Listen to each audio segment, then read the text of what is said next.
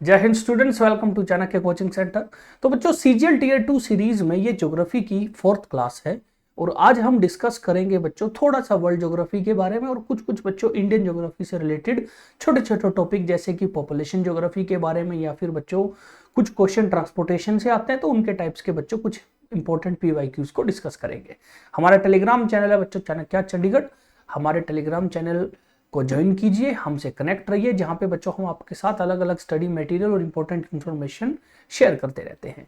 तो ज्योग्राफी की बच्चों आज 4th क्लास है और पहला क्वेश्चन है बच्चों रेलवे जोन्स के बारे में। जो देखिए ट्रांसपोर्टेशन एक टॉपिक है इंडियन ज्योग्राफी में, उसमें हम रेलवे जोन्स के बारे में पढ़ते हैं। तो चलिए क्वेश्चन देखते हैं। तो क्वेश्चन है कि new Delhi is the headquarter of which railway zone.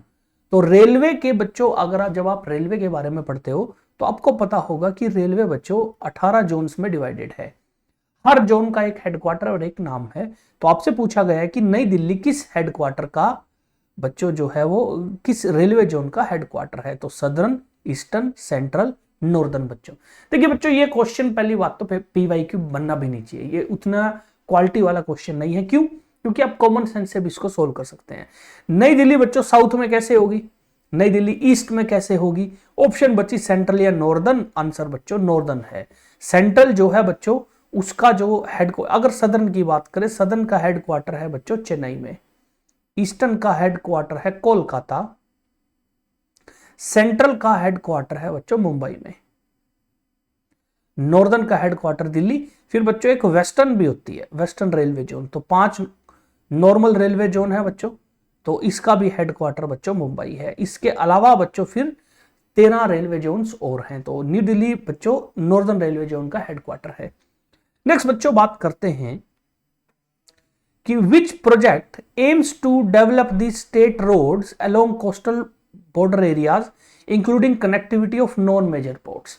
तो इनमें से कौन सा वो प्रोजेक्ट है बच्चों जो स्टेट के रोड को डेवलप करेगा और कोस्टल बॉर्डर एरियाज को जोड़ेगा नॉन मेजर पोर्ट्स के साथ। नॉन मेजर पोर्ट मतलब जो छोटे छोटे बंदरगाह हैं बच्चों उनके साथ।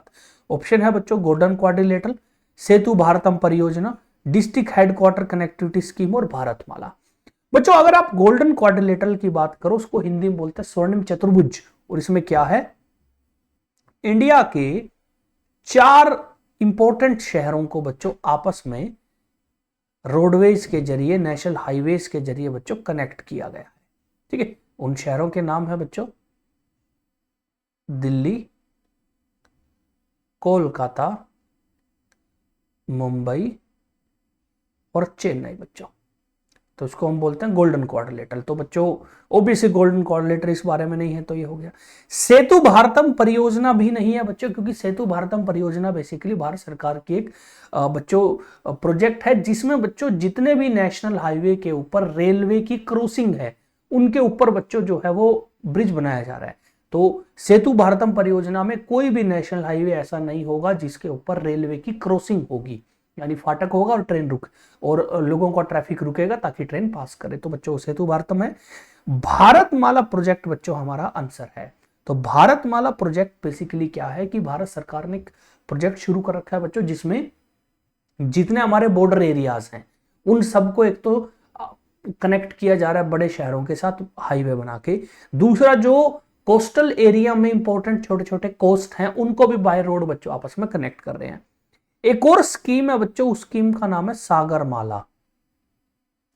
सागरमाला स्कीम पोर्ट मॉडर्नाइजेशन को लेके है।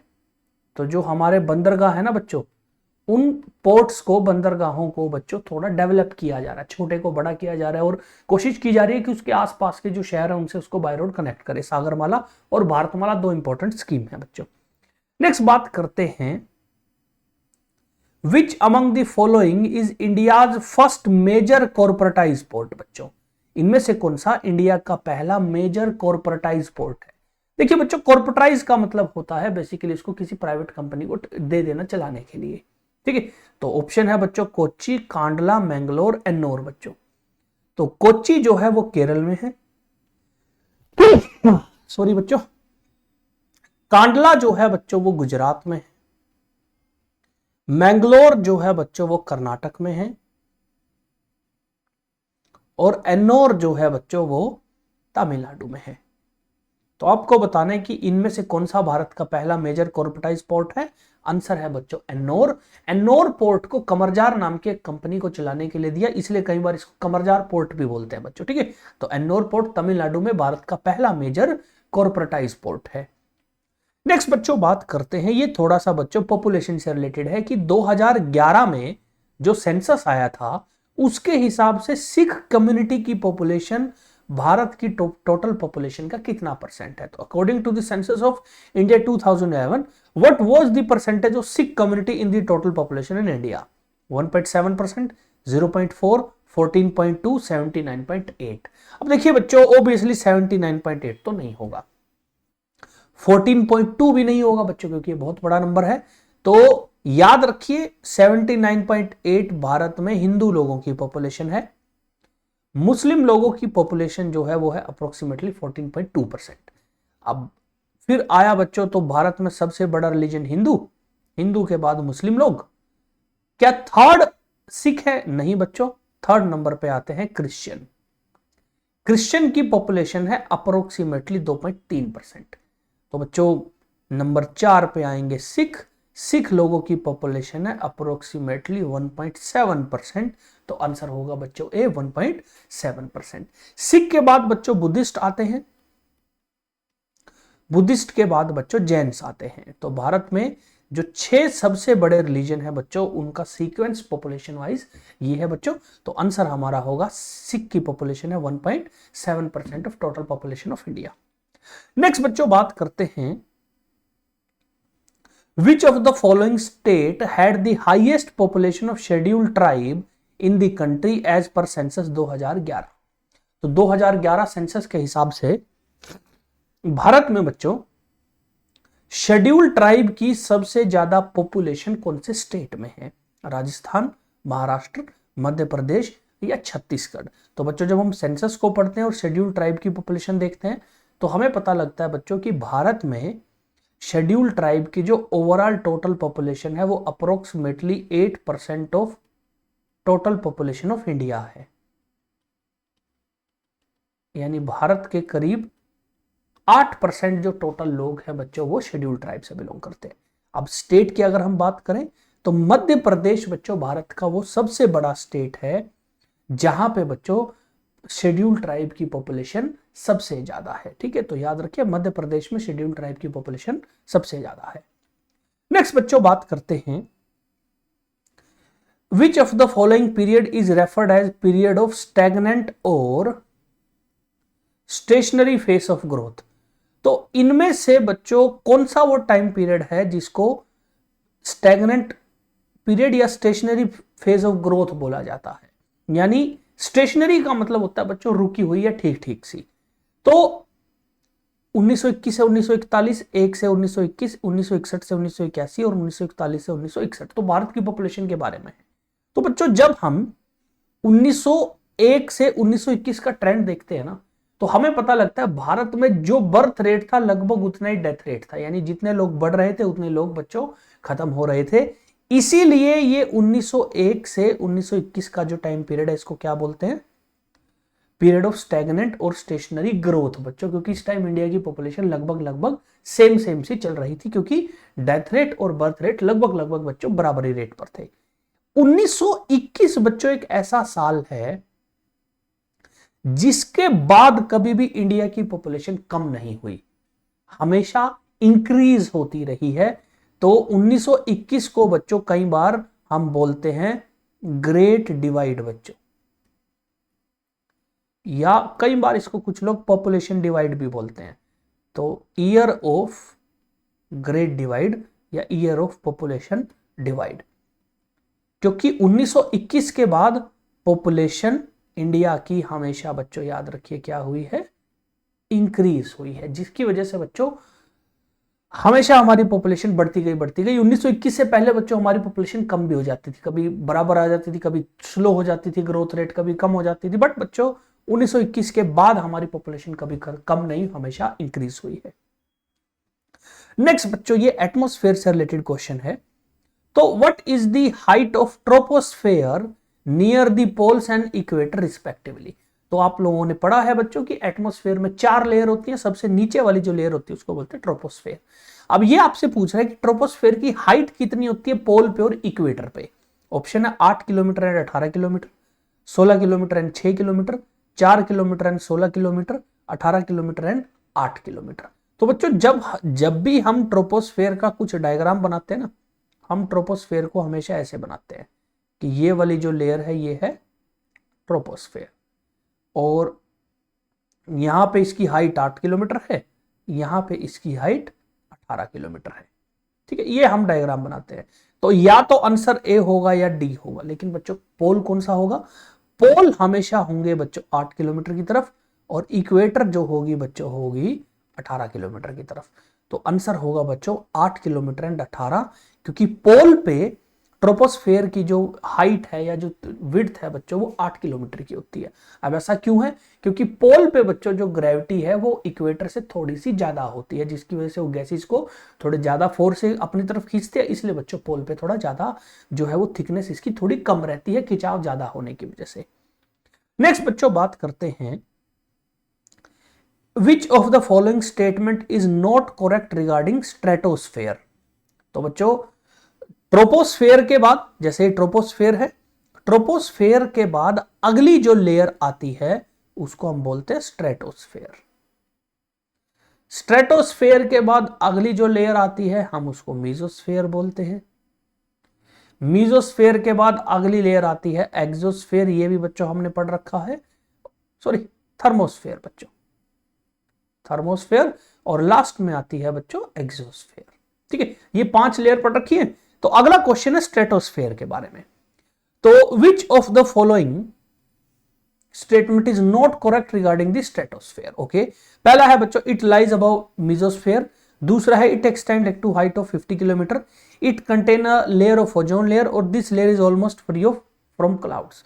तो बच्चों अगर आप देखो इसकी पहली स्टेटमेंट जो है बच्चों वो गलत हो गई, क्योंकि ये ट्रोपोस्फेयर के ऊपर है और मीजोस्फेयर के नीचे है, बट इसमें लिखा हुआ it lies above the mesosphere. तो बच्चों यही गलत हो गई, तो हमारा आंसर है बच्चों ए। बाकी तीनों चीजें बच्चों ठीक है। ओजोन लेयर जो आपने सुनी है बच्चों वो हमेशा याद रखिए स्ट्रेटोस्फेयर में मिलती है, इसकी मोटाई जो है वो बच्चों अप टू 50 किलोमीटर होती है, ये भी ठीक है, और ये क्लाउड बच्चों इसमें नहीं होते, तो ये भी ठीक है बच्चों। तो आंसर होगा बच्चों ए, क्योंकि ए स्टेटमेंट गलत है। नेक्स्ट है बच्चों, in which layer of atmosphere does the meteorites burn upon entering this from space? तो इनमें से कौन सी वो एटमॉस्फेयर की लेयर है जिसमें उल्का पिंड जो है वो जल जाते हैं जब वो स्पेस से बच्चों अर्थ में एंटर करते हैं? Stratosphere, thermosphere, mesosphere, exosphere.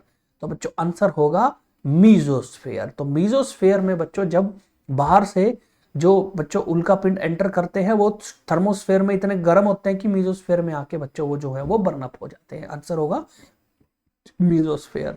Next बच्चों एटमॉस्फेयर की लेयर से एक और इंपॉर्टेंट क्वेश्चन कि which layer of atmosphere help in radio transmission?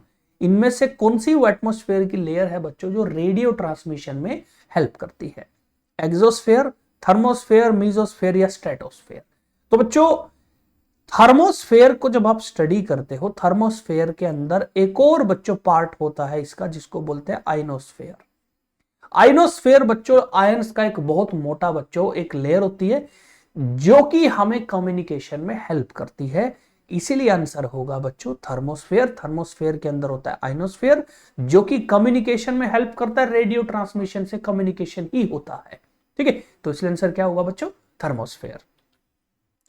Next question है बच्चों, which type of rock can be consider as a biological sedimentary rock? बच्चों तो जब हम रॉक पढ़ते हैं बच्चों टाइप ऑफ रॉक्स में हम पढ़ते हैं कि 3 टाइप की रॉक होती है, इग्नियस, सेडिमेंट्री और मेटामॉर्फिक। और सेडिमेंट्री रॉक को जब आप पढ़ते हो तो उसमें आप पढ़ते हो कि वो अलग अलग, तो वो मैकेनिकली फॉर्म हो सकती है, ऑर्गेनिकली फॉर्म हो सकती है, बायोलॉजिकल, अलग अलग बच्चों टाइप होते हैं। तो इसमें आपसे पूछा गया है कि इनमें से वो कौन सी रॉक है जो कि एक बायोलॉजिकल सेडिमेंट्री रॉक है? ऑप्शन है बच्चों बॉक्साइट, मार्बल, ग्रेनाइट, लाइमस्टोन। अगर आप एक चीज देखो बच्चों, मार्बल, ग्रेनाइट सेडिमेंट्री रॉक ही नहीं है। ठीक है, तो मार्बल जो ग्रेनाइट जो है बच्चों वो इग्नियस है, मार्बल जो है वो बच्चों मेटामॉर्फिक है, तो ये तो है ही नहीं बच्चों।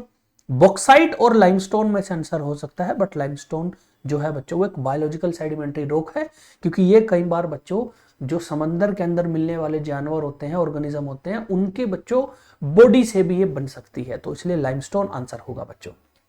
नेक्स्ट बच्चों क्वेश्चन जो है वो भी रॉक का है कि what type of rock were once igneous और sedimentary but have metamorphosed as a result of intense heat and or pressure within the earth crust। तो क्वेश्चन ये बोल रहा है कि इनमें से कौन सी रॉक ओरिजिनली इग्नियस या सेडिमेंट्री होती थी बट बाद में मेटामॉर्फाइज्ड हो गई, और बच्चों वो क्या बन गई, मेटामॉर्फिक रॉक बन गई जब बहुत ज्यादा हीट और प्रेशर उसके ऊपर लगा अर्थ की क्रस्ट में। तो आपको बताना है कि इनमें से कौन सी रॉक बेसिकली मेटामॉर्फिक रॉक है। ग्रेनाइट, क्वार्ट्जाइट, सैंडस्टोन और बसाल्ट बच्चों। तो अगर आप देखो ग्रेनाइट और बसाल्ट जो है ये तो इग्नियस रॉक है बच्चों, दोनों की दोनों, तो ये आंसर कट गई। सैंडस्टोन, सैंडस्टोन बच्चों सेडिमेंट्री रॉक है, तो ऑप्शन हमारे पास एक ही बच्चों क्वार्ट्जाइट, और डायरेक्ट भी आपको इसका पता होना चाहिए कि क्वार्ट्जाइट जो है वो बच्चों एक मेटामॉर्फिक रॉक है। नेक्स्ट क्वेश्चन है बच्चों कि गारो, खासी और जैंतिया हिल्स जो हैं वो किस और फिजिकल पार्ट के सब डिवीजन है, असम की वैली, बराक बेसिन, सूरमा बेसिन या मेघालय प्लेटू। तो बच्चों गारो, खासी, जैंतिया पहाड़ बहुत इंपॉर्टेंट है, जब हम पहाड़ इंडिया में पढ़ते हैं तो इनको पढ़ते हैं, और हम सबको पता है बच्चों गारो, खासी, जैंतिया कहां मिलते हैं, मेघालय में, तो आंसर होगा मेघालय प्लेटू। बराक एक नदी है बच्चों जो कि असम में मिलती है, जो मणिपुर के साइड वाला असम है वहां पे। सूरमा बच्चों एक नदी है जो बांग्लादेश में है, तो सूरमा बेसिन बेसिकली बांग्लादेश के अंदर है, बट गारो, खासी, जैंतिया बच्चों मेघालय प्लेटू का पार्ट है। नेक्स्ट फिर बच्चों क्वेश्चन आया कि वेस्टर्न घाट और ईस्टर्न घाट इनमें से कौन सी जगह पे कौन से पहाड़ी की वजह से मिलते हैं। तो the western and eastern Ghat meet at which of the following places in southern India बच्चों। तो आपको बताना है इनमें से कहां पे ईस्टर्न और वेस्टर्न घाट मिलते हैं। तो बच्चों अगर आप इंडिया का मैप देखो, जैसे बच्चों ये अपना पेनिनसुलर इंडिया हो गया, इसमें बच्चों अगर आप ईस्टर्न घाट और वेस्टर्न घाट बनाने लगो तो ये बच्चों हमारा हो गया वेस्टर्न घाट। तो ये वाला याद रखिए बच्चों कौन सा है, वेस्टर्न घाट, वेस्टर्न घाट। फिर बच्चों अगर हम ईस्टर्न घाट की बात करें तो उसको भी बना लेते हैं। ईस्टर्न घाट बच्चों हमारा है ये, तो ये बच्चों हमारा हो गया ईस्टर्न घाट। ईस्टर्न घाट क्योंकि अलग अलग पार्ट में बच्चों तो हमने उसके अलग अलग पार्ट बना लिए, ये सारा जो है बच्चों ये है ईस्टर्न घाट। तो अगर आप देखो बच्चों एक माउंटेन रेंज है बच्चों जो कि कुछ ऐसे होती है, ऐसे बच्चों, वो बेसिकली ईस्टर्न और वेस्टर्न घाट को जोड़ रही है। आपको बताना है वो कौन सी है, सतपुड़ा, नल्लमल्ला, नीलगिरी या महेंद्रगिरी। तो बच्चों सतपुड़ा तो यहां नॉर्थ में है, तो आंसर नहीं होगा। नल्लमल्ला बेसिकली ईस्टर्न घाट के इस वाले पोर्शन का नाम है, तो ये भी नहीं होगा।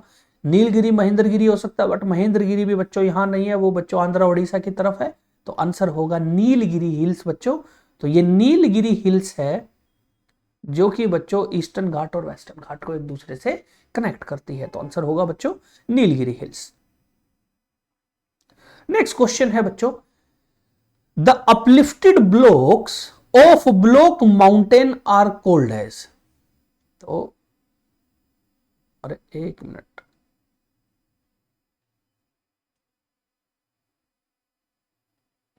तो ये बोल रहा है बच्चों the uplifted blocks of block mountain are called as. तो बच्चों याद रखिए माउंटेन्स अलग अलग टाइप की होती है, प्राइमरली दो टाइप की, फोल्ड माउंटेन और ब्लॉक माउंटेन। तो ये बोल रहे हैं कि ब्लॉक माउंटेन में जो अपलिफ्टेड ब्लॉक होता है उसका नाम क्या है, हॉर्स्ट, ग्रेबन, स्लोप्स या कौन। अब ये बच्चों होता क्या, इसको चलिए एक बार देखते हैं। तो ये बच्चों एक बेसिकली एक बेसिक सा बच्चों एग्जांपल है ब्लॉक माउंटेन का। तो होता क्या बच्चों, एक ऐसे नॉर्मल जमीन होती है जैसे ये बच्चों अपनी पार्ट है, नॉर्मल जमीन बच्चों। अब ये जमीन क्या करती है बच्चों, इसमें से ये वाला हिस्सा जो है ना, ये वाला हिस्सा, ये हिस्सा तो ऊपर सरक जाता है, ये वाला हिस्सा बच्चों ये थोड़ा सा नीचे सरक जाता है, और ये वाला हिस्सा भी ऊपर सरक जाता है। तो फिर ऐसा बन जाता है, तो ये साइड वाला हिस्सा ऊपर हो गया, ये वाला हिस्सा नीचे रह गया। तो बच्चों ये अपलिफ्टेड पार्ट हो गया, ये नीचे वाला पार्ट हो गया। तो ये आपसे पूछ रहे कि ये जो अपलिफ्टेड पार्ट है इसका नाम क्या है। और बच्चों जब आप ब्लॉक माउंटेन को पढ़ते हो तो अपलिफ्टेड पार्ट को बोलते हैं होस्ट, और ये जो नीचे वाला पार्ट होता है इसको बोलते हैं बच्चों ग्रेबन। और आप देखो ये भी ऊंचा अपलिफ्टेड पार्ट, ये भी अपलिफ्टेड पार्ट, बीच में बच्चों एक खाली सी जगह बन गई, इसको बोलते हैं रिफ्ट वैली। रिफ्ट वैली बच्चों, तो रिफ्ट वैली में से भारत की कई पेपर में क्वेश्चन पूछते हैं कि रिफ्ट वैली में से कौन सी नदी फ्लो करती है। तो नर्मदा और तापी दो ऐसी नदियां इंडिया में जो रिफ्ट वैली में से फ्लो करती है। ठीक है, तो होस्ट ऊपर वाला, ग्रेबन नीचे वाला। तो अगर आप बच्चों इनमें आंसर देखो तो हमारा जो आंसर होगा बच्चों वो होगा होस्ट बच्चों। नेक्स्ट क्वेश्चन है कि in which of the following state is Vindhya range is not located. तो भारत में विंध्याचल या विंध्या रेंज बच्चों एक माउंटेन रेंज है, वो कौन से स्टेट में नहीं पड़ती, यानी उसका हिस्सा कौन से स्टेट में नहीं है। गुजरात, मध्य प्रदेश, राजस्थान, उत्तर प्रदेश। तो बच्चों अगर आप चारों ऑप्शन को देखें, थोड़ा सा बच्चों अगर आप फोकस करें विंध्याचल की लोकेशन को सोचें तो आपको पता लगेगा कि देखो मध्य प्रदेश में तो सारी में है, तो ये नहीं होगा। गुजरात में भी उसका थोड़ा सा ऊपर साइड वाला पोर्शन गया हुआ, ये हम पढ़ा करते हैं हमेशा, ये भी है। उत्तर प्रदेश में भी पड़ेगी। राजस्थान काफी दूर है, तो आंसर होगा बच्चों राजस्थान, क्योंकि राजस्थान में विंध्या रेंज का कोई भी हिस्सा बच्चों नहीं एग्जिस्ट करता। नेक्स्ट बच्चों एक और क्वेश्चन है, ये भी माउंटेन रेंज से है। Which of the following mountain range is home to the second highest peak of the world, K2। तो K2 बच्चों जिसको गोल्डविन ऑस्टिन भी बोलते हैं, ये दुनिया की माउंट एवरेस्ट के बाद दूसरी सबसे बड़ी चोटी है। हमें पूछा हुआ है कि कौन सी रेंज में ये पड़ती है, तो Karakoram range, Ladakh range, Pir Panjal range या जास्कर रेंज। तो बच्चों जब आप भारत में माउंटेन्स को स्टडी करते हो तो आप पढ़ते हो कि हम कुछ रेंजेस को पढ़ते हैं बच्चों जिनको ट्रांस हिमालयन रेंज बोलते हैं। तो ट्रांस हिमालयन रेंज में ये तीन रेंज आती हैं बेसिकली, काराकोरम, लद्दाख और जास्कर बच्चों। और इसमें जो पहली रेंज है बच्चों काराकोरम रेंज में पड़ता है बच्चों K2। तो K से आया है K2। इसके अलावा K3, K4, K5 ऐसे करके भी माउंटेन पीक है, तो उनमें सबसे ऊंची K2 है, तो आंसर होगा बच्चों काराकोरम रेंज।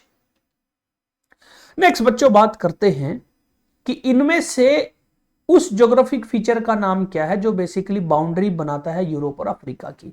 तो what is the name of geographic feature that serve as boundary between Europe and Africa. Bosphorus strait, strait of Gibraltar, Dardanelle strait और मलक्का स्ट्रेट। तो बेसिकली स्ट्रेट बेसिकली हिंदी में उसको जलडमरू बोलते हैं बच्चों। और स्ट्रेट एक ऐसा पानी के पतला सा चैनल होता है जो दो अलग अलग जमीन के हिस्सों को अलग करे और दो बड़ी वाटर बॉडीज को आपस में जोड़ता है। तो बच्चों अगर आप ये मैप देखो,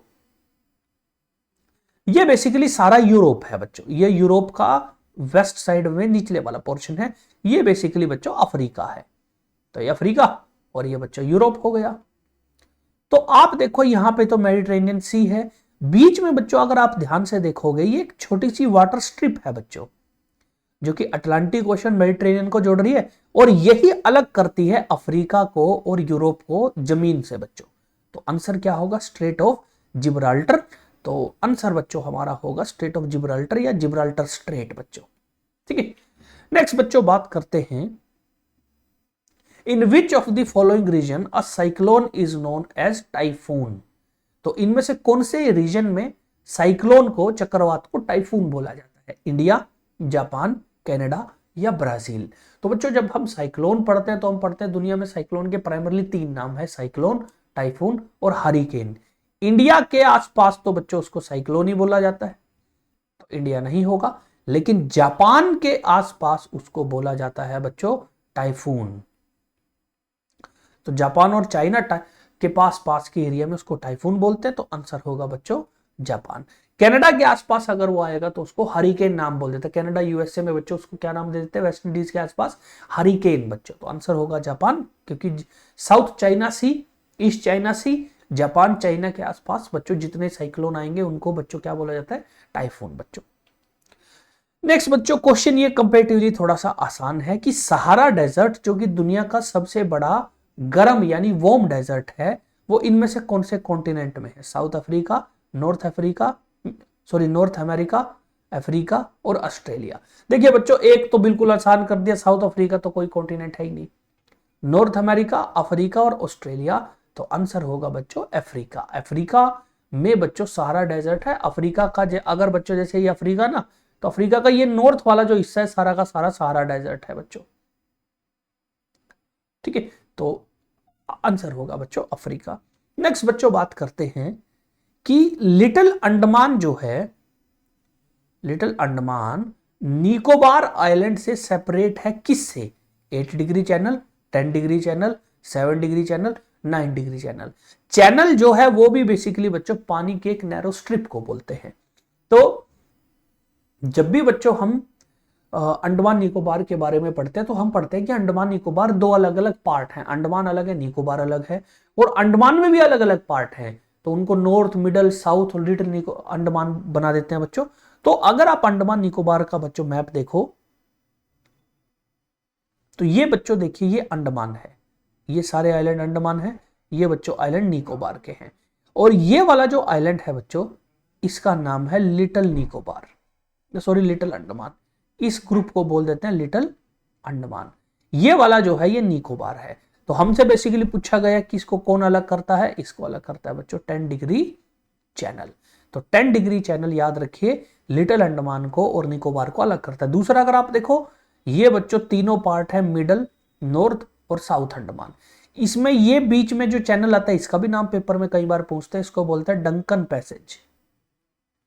तो डंकन पैसेज किस किस को अलग करता है बच्चों? ये अलग करता है अंडमान के बाकी पार्ट को लिटिल अंडमान से बच्चों। ठीक है, तो अगर आप क्वेश्चन देखोगे तो हमारा आंसर होगा बच्चों 10 डिग्री चैनल। ठीक है, 8 डिग्री और 9 डिग्री चैनल बेसिकली लक्षद्वीप और जो बच्चों लक्षद्वीप के आइलैंड्स है उसमें, और बच्चों जो देश है बच्चों, जो हमारे बच्चों जहां पे लक्षद्वीप के आसपास का देश है वहां पे बच्चों उसको अलग अलग डिवाइड करता है। ठीक है, नेक्स्ट बच्चों बात करते हैं 97th क्वेश्चन की। The point on the surface nearest to the focus of earthquake is called as. तो बच्चों अर्थ के ऊपर जो कि फोकस अर्थक्वेक का होता है बच्चों, अब क्या होता है, सपोज कीजिए ये बच्चों हमारी अर्थ है ना, इसमें यहां से बच्चों अर्थक्वेक शुरू हुआ, तो जहां से अर्थक्वेक शुरू होता है बच्चों उसको बोलते हैं हाइपोसेंटर या फोकस। अब यहां से अर्थक्वेक शुरू होगा तो वो ऐसे जाएगा, ऐसे जाएगा, तो जमीन का सबसे नजदीक जो हिस्सा है बच्चों वो ये है जहां अर्थक्वेक पहुंचा, इसको क्या बोलते हैं? हाइपोसेंटर, एपीसेंटर, सेंट्रीपीस या सेमी सेंटर। तो बच्चों याद रखिए हाइपोसेंटर तो ये हो गया, तो ये नहीं होगा, इसको बोलते हैं बच्चों एपीसेंटर। तो एपीसेंटर वर्ड है बच्चों, एग्जैक्ट ये वर्ड आपको पता होना चाहिए कि एपीसेंटर फोकस के नजदीक जमीन का वो हिस्सा जहां पे सबसे ज्यादा इफेक्ट पड़ता है बच्चों। नेक्स्ट बच्चों बात करते हैं the ancient name of which of the following river is Vipasha. तो बच्चों हमारे देश में ऋग्वेद जैसे कुछ बहुत पुराने बच्चों टेक्स्ट हैं, उनमें जो बच्चों जो रिवर्स हैं, आज ज्यादातर वो रिवर्स एग्जिस्ट करते हैं, कुछ रिवर बच्चों नहीं है, जैसे कि सरस्वती रिवर नहीं है, लेकिन ज्यादातर रिवर बच्चों नॉर्थ इंडिया की इस टाइम है। उनमें बच्चों अलग अलग रिवर का अलग अलग नाम इस्तेमाल किया गया है। तो विपाशा नाम किस नदी के लिए इस्तेमाल किया गया है? ऑप्शन है सतलुज, रावी, चेनाब या ब्यास बच्चों। तो जब हम बच्चों इन रिवर्स को पढ़ते हैं साथ के साथ हम इनका एंशिएंट नाम भी पढ़ते हैं, और उसमें हम पढ़ते हैं कि ब्यास नदी को ही पुराने टाइम में विपाशा के नाम से जाना जाता था। तो आंसर है बच्चों ब्यास। नेक्स्ट बच्चों क्वेश्चन है कि in the 1930s which of the following theories was propounded by Arthur Holmes about the mantle। तो क्रस्ट मेंटल कोर में जो मेंटल है बच्चों उसको लेके इनमें से आर्थर होम्स ने कौन सी थ्योरी दी थी? तो theory of funnel succession, slab fuel theory, convectional current theory और थ्योरी ऑफ फॉल्टिंग। तो जब बच्चों आप मेंटल क्रस्ट मेंटल कोर को स्टडी करते हो और जब बच्चों आप उनकी थ्योरीज को पढ़ते हैं तो आप पढ़ोगे कि एक थ्योरी है कन्वेक्शनल करंट थ्योरी, जो किसने दी थी? आर्थर होम्स ने। तो आर्थर होम्स ने दी है बच्चों कन्वेक्शनल करंट थ्योरी। और बच्चों ज्योग्राफी सीरीज का ये हमारा आखिरी क्वेश्चन है कि इनमें से कौन सी टाइप की जो वोल्केनो है वो मोस्ट एक्सक्लूसिव टाइप है? तो which of the following is an example of most exclusive type of volcano, यानी जो बड़े भयंकर तरीके से फटती है बच्चों। Cinder cone volcano, flood basalt volcano, shield volcano या कैल्डेरा वोल्केनो। तो जब आप बच्चों वोल्केनो को पढ़ते हो तो आप पढ़ते हो कि वोल्केनो में सबसे जो मोस्ट एक्सप्लोसिव टाइप वोल्केनो होती है वो होती है कैल्डेरा वोल्केनो, और ये इतनी एक्सप्लोसिव होती है कि फट के खुद के ऊपर ही बच्चों गिर जाती है। ठीक है, तो आंसर है बच्चों कैल्डेरा वोल्केनोस बच्चों। तो इसी बच्चों वीडियो के साथ और इसी क्वेश्चन के साथ हमने ज्योग्राफी के 100 most important previous year question को डिस्कस कर लिया है। चाणक्य कोचिंग सेंटर की तरफ से बच्चों आपको एग्जाम के लिए बेस्ट ऑफ लक है। आप अच्छे से अपने एग्जाम की तैयारी करिए, क्योंकि एग्जाम की डेट ऑलरेडी आ चुकी है सीजीएल टियर 2 की। अच्छे से बच्चों अटेम्प्ट कीजिए, टाइम का ध्यान रखिएगा, और कोई भी बच्चों आपका रिव्यू है आप हमारे साथ शेयर कर सकते हैं कमेंट की फॉर्म में। मिलते हैं बच्चों आपसे नई अलग वीडियो के साथ। जय हिंद, जय भारत।